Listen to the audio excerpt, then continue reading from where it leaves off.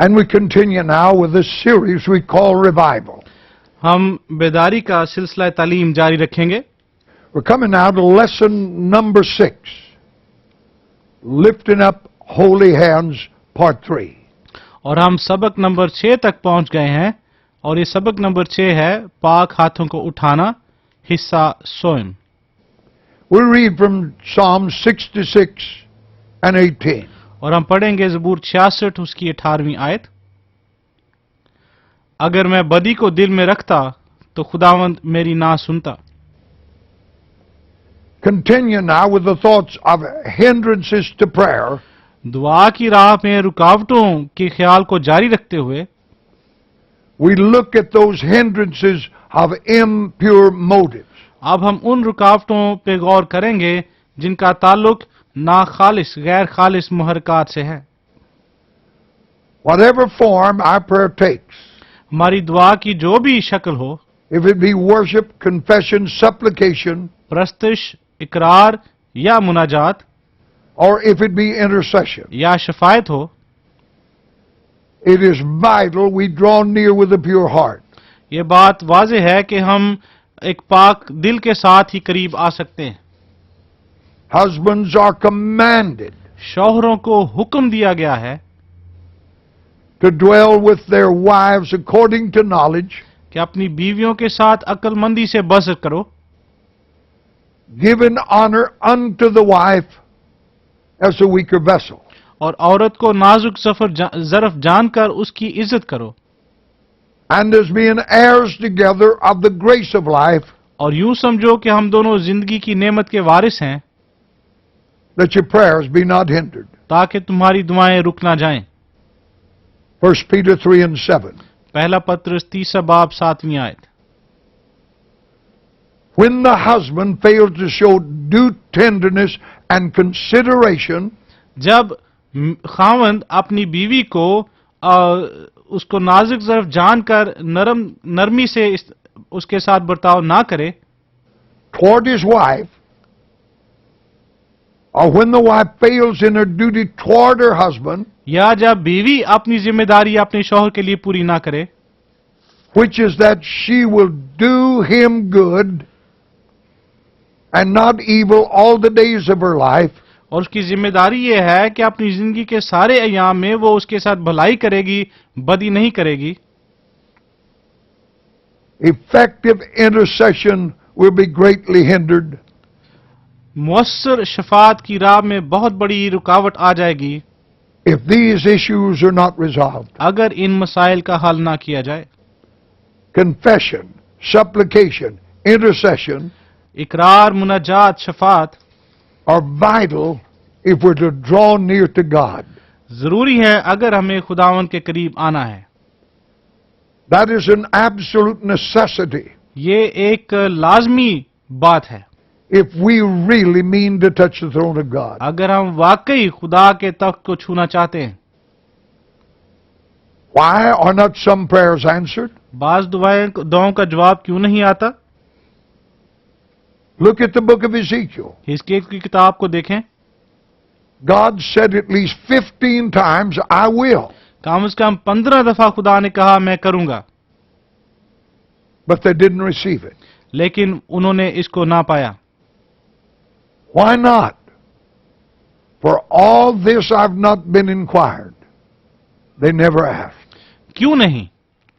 क्योंकि उन्होंने मुझसे मांगा नहीं, उन्होंने कभी नहीं, उन्होंने दुआ नहीं की। James said, you have not because you ask not. याकूब कहता है कि तुम्हारे पास नहीं है क्योंकि तुमने मांगा नहीं है।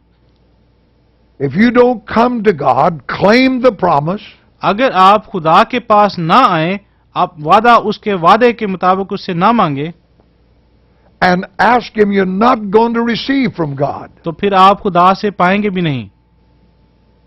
Secondly, He said the reason you don't receive is दूसरी वजह उसने बताई कि क्यों तुम्हें नहीं मिलता, you ask amiss that you may consume it up on your lust.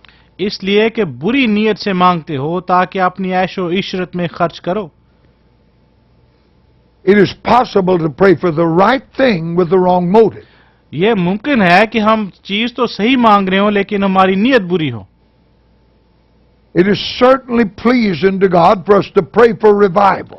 यकीनन खुदा को खुशी होती है जब हम बेदारी के लिए दुआ करते हैं,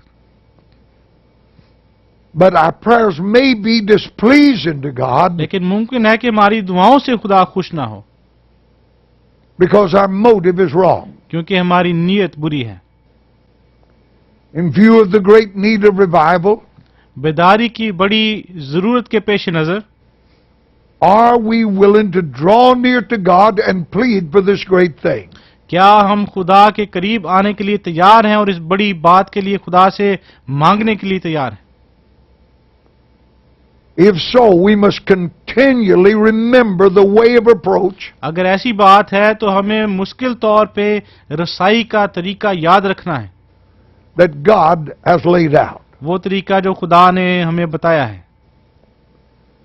The priests of the Old Testament, पुराने अहदनामे के काहिन as they drew near to the sanctuary, जब वो इबादत के वो मस्बा के करीब आते थे, came first to the altar. पहले वो मस्बा पर आते थे, फिर पाक तरीन मुकाम पे, To the altar red with the blood of sprinkling, और मस्बा पे वो खून छिड़का जाता था, and from the altar to the laver with its pure water.